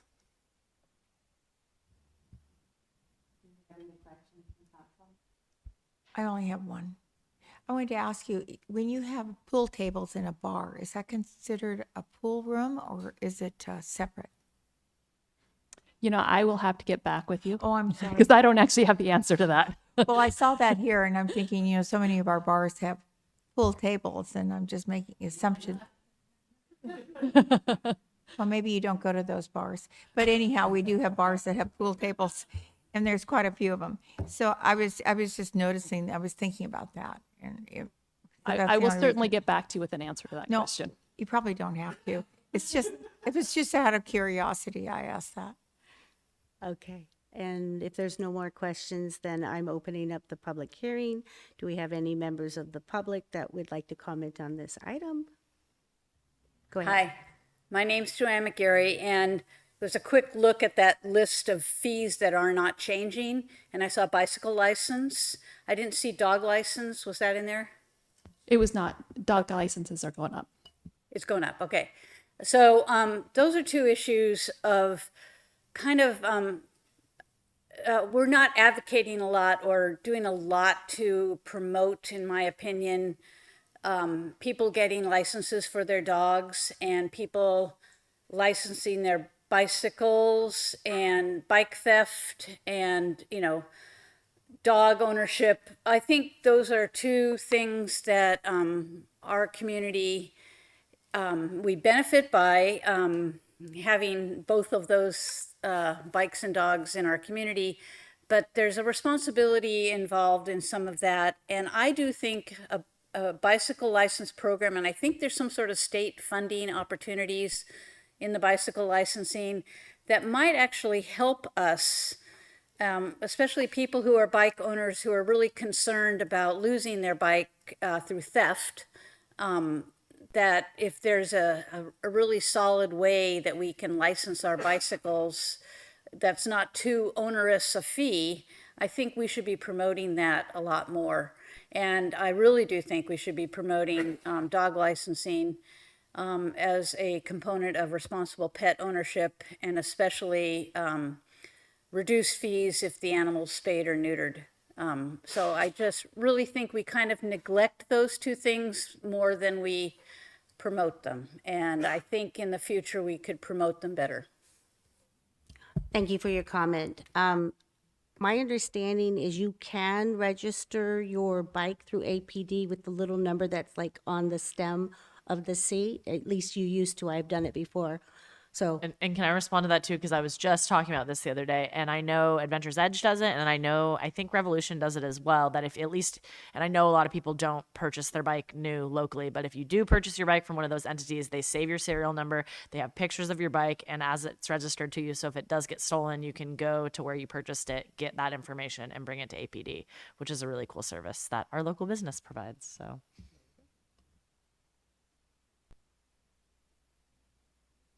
do we have anybody online that would like to comment on this item? No, we do not. Okay. So, do we have a motion or any final May comments? I just make a comment? Yes, please. Okay. You know, Joanne is talking about dog licenses, and so I heard a presentation today about the number of birds that are killed on an annual basis and what we've lost population-wise, and so it makes me think maybe we should be licensing cats just because of that. And I know it sounds weird, and I'm just going to throw it out there, but it just makes me think about that. And that we have at the marsh, we have people that they feed the cats, they take care of the cats out there, and some of them are neutered and some are not. And so cats proliferate pretty fast. I think they could have several litters a year, and it's just a thought. I'm just throwing it out. It's a weird thought. Okay. Any other comments? Okay. All right, so do we have a motion? Sure. I will make a motion to adopt resolution number 253-5 or 256-53, updating the master fee schedule for fiscal year 2026-2027. I'll second. Okay, we have a motion from Council Member Schaefer and a second from Council Member Matthews. So all those in favor? Aye. Aye. Aye. And I say aye, so motion passes. Thank you. Now we get to go to oral and written communications. Yes? All right. The City Council values your comments. The public comment period allows people to address the council on matters not on the agenda. Speakers will be limited to 3 minutes each. Please know that pursuant to the Brown Act, the council cannot discuss or take action on items not listed on the agenda. The council may respond to statements if you're in person and wanting to give public comment. Please line up behind the podium and raise your hand if you are on Zoom, webinar, or press *9 now if you're on the phone line if you'd like to make a public comment. When we move to online public comment, I'm going to ask the city clerk how many hands are raised so that we can proceed from the number that are called at that time. And go ahead, please. Thank you. My name's Joanne McGarry. Try and talk on 3 things, but I want to finish up what Rose with the bicycle helmet and talking about the microplastics wanted to finish saying, and she wants a ban on weed whackers and leaf blowers. So I just wanted to finish her comment. I was dismayed when I saw the agenda because what I thought was going to happen tonight was a discussion and vote on the Regional Climate Action Plan. And I understand now when I see all these public hearings on matters that there was an anticipation that there would be a lengthy discussion perhaps. And so that issue was delayed. And I'm still dismayed by that, but I do hope it will be on the next agenda and that people are aware of it. And it's an important thing that we're going to be voting on. And so I'm a little dismayed by the lack of public participation in all these public hearings tonight as well. And, maybe people are complacent and all is fine, or they don't really care. But I do, so that's why I come all the time. And so I just thank you for allowing me to be here and speaking in this part of the room on matters. So the Climate Action Plan, I'm really anxious for that to finally get passed. The studies are out and there's not enough time for us to meet our goals, but I really want our community to show a really good effort. So I'm looking forward to that. The discussion about smoking lounges for cannabis, I had some concerns about what is the City of Arcata's smoking regulations, ordinances, laws overall? I did see a map of where people are not allowed to smoke in the downtown area. I was shown a map of that yesterday. And I do think in an equity way that we need to accommodate people who don't have the means perhaps to purchase a product in a dispensary and go into a private lounge there and smoke. And I wonder what the difference is between tobacco and cannabis, and a lot of people combine those now in a smoking way. And I just have noticed that a lot of the unhoused people in the community that I wander around and encounter, and sometimes, oh, I didn't realize it was so short. Was it 3 minutes? Okay. Anyway, something to a lounge area for them. Thank you for legal. your comment. Next. Hi, Council. Dan Shaheen. I wanted to thank you for your votes tonight. A lot of very thoughtful votes. I thought the cannabis legalization idea is so overdue. Very smart. And I didn't even think about the student angle, that they don't have a legal place to partake of their legal right. So I think that was a great idea. I think concerning the steel water pipe replacement project that's going on, fantastic job by the contractors who I've had a lot of personal interactions with. They're doing a great job in actually reaching out to people, letting them know what's going on in the neighborhood, and just being very nice about it. So I think that those are great. I think that I want to inquire about, and I still want to know, and I apologize if this has been addressed, I missed the last meeting, the fire disaster site in downtown Arcata, and just to have an update, to have any kind of even tentative ETA for when we're going to see relief from that, because it stinks. Like, it's not just that it's an eyesore. There's obviously something really bad going on there, and I know that they have to deal with the legal process of disposing of that with that waste in the proper way, but just hoping for an update on that, if you can provide one. Thanks. Thank you for your comment. Would you like to do I'll an provide update? an update with my city manager's report on that item. Okay, great. And do we have anybody online right now? No, we do not. Okay, well, that brings us to the city manager report. Thank you, Mayor White. So I'll start with the fire cleanup. One of the things that we've been doing, and I mentioned this in a previous city manager's report, is really trying to help the property owners. It's private property, it's their responsibility. And so rather than, push the issue and accelerate and put a lot of pressure on those property owners, we've done the opposite. We've been meeting with them regularly, helping to understand what they need to do, bring on a contractor, what the permitting process is. And the good news is they're very close right now. I believe they will sign a contract in the next week. They have draft contracts, which they've indicated they intended to sign. And my hope is that they would get those signed, and then within 4 weeks or so, plus or minus. Again, I can't commit. This is not our work.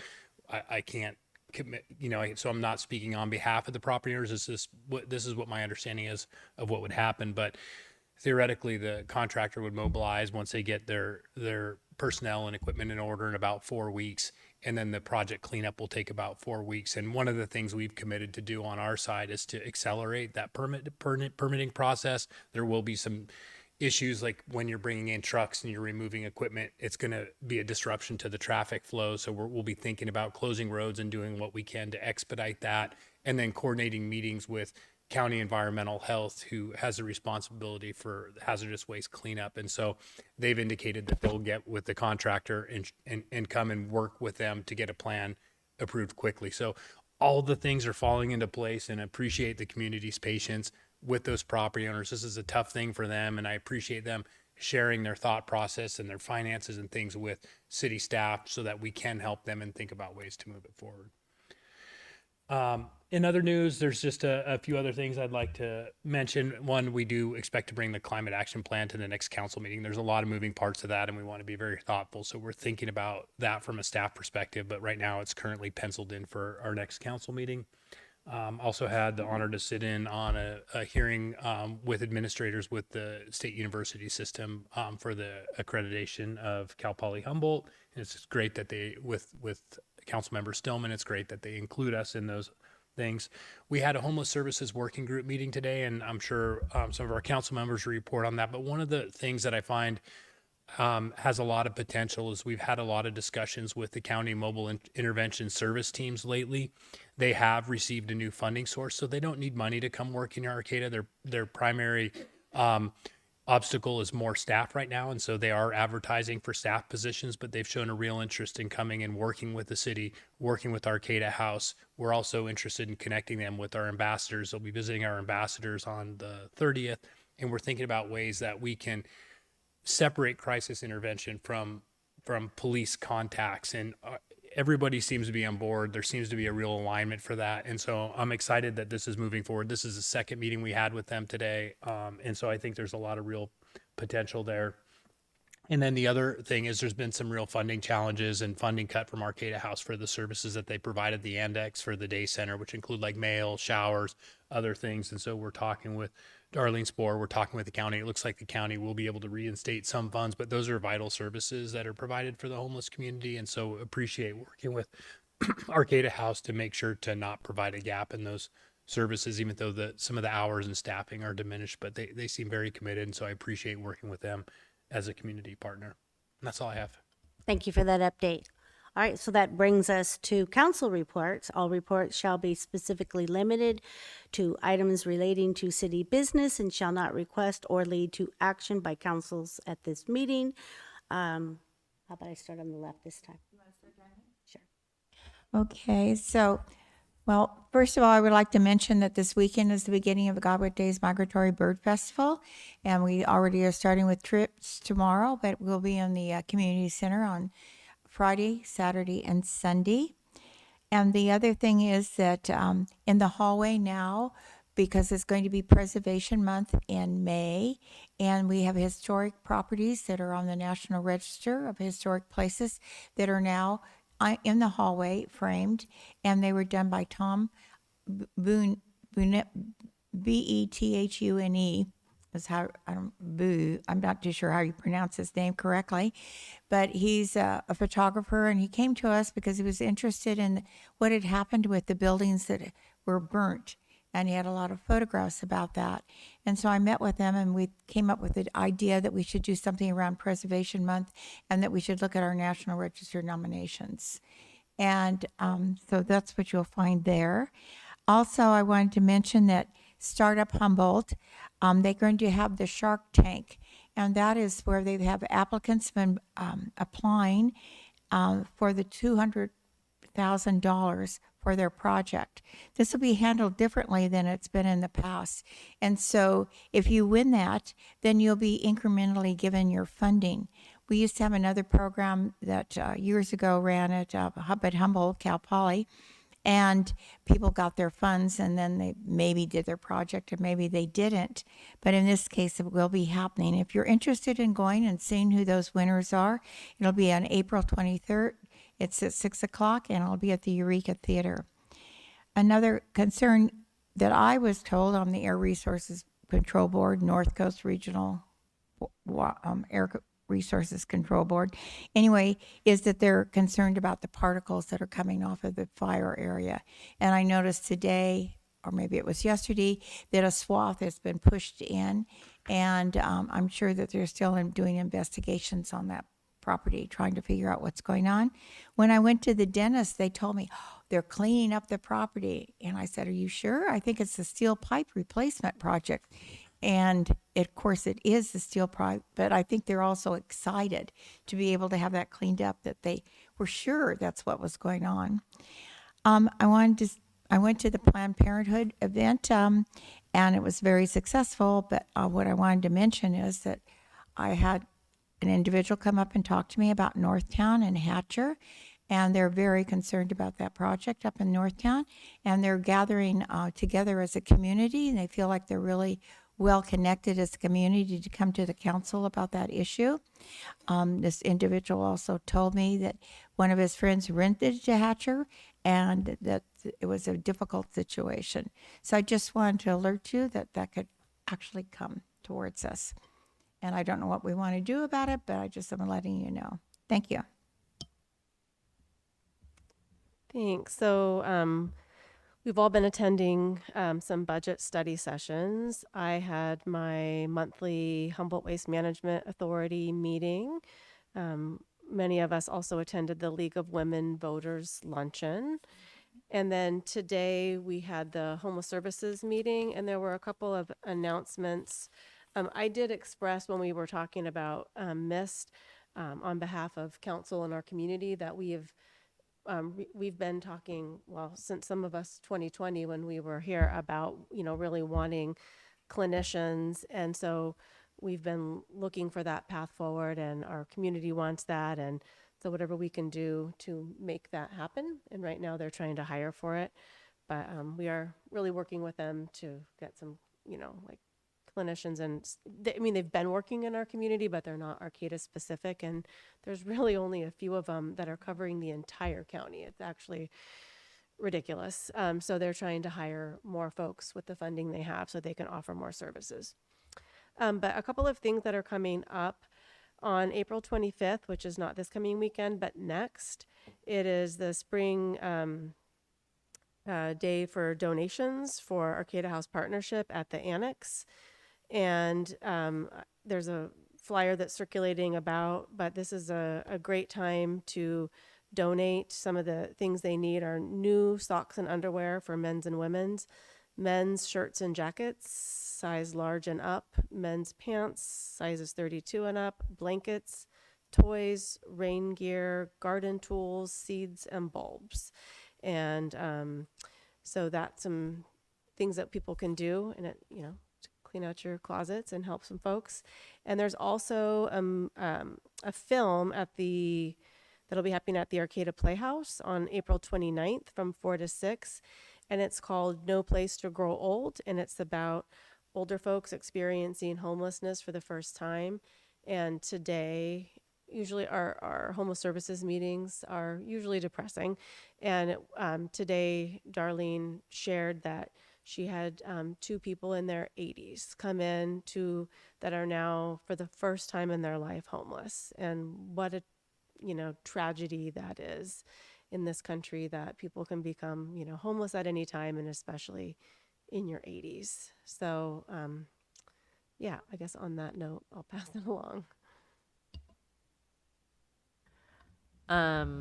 Okay, all the things are coming up next week mostly. Earlier this month, though, I did have the opportunity to attend one of Equity Arcata's safety and planning meetings this is the second meeting that we've had, just kind of around ICE response and how to provide support to community members and how to kind of communicate across, different the city. And our police chief was there. This was the first time that the county sheriff Hansel joined us, so it was interesting, I think, maybe for him to hear kind of from us and what what folks in Arcata and the university are thinking, and just to also kind of hear what can and cannot the sheriff can and cannot do, and how the county kind of has and would work with DHS, just kind of surrounding people in the jail system. And so it was enlightening to hear that perspective. And I think it was good for him too, to hear from Equity Arcata and hear from the university and kind of just hear kind of what our police chief is doing as well. So that was a good conversation. And I think we will continue to hold those meetings as we can and kind of bring more of those partners together. We had folks from the Humboldt County Office of Ed there as well. And Centro del Pueblo had attended the previous one. They weren't able to come to this one, but bringing a lot of folks together. So that was a good meeting. And yeah, our CEA is next week. Equity Arcade is next week. I will attend the Young Professionals Mixer tomorrow that the Chamber is putting on at Humbrew's from 6 to 8 p.m. They've been doing these in addition to their regular business mixers. So it's a great opportunity for the younger business folks in the community to get together. And that's all I got. Yeah, I'm too old for that. But it's still open for everybody, but it is geared toward the younger population. But they're a lovely thing that they're doing.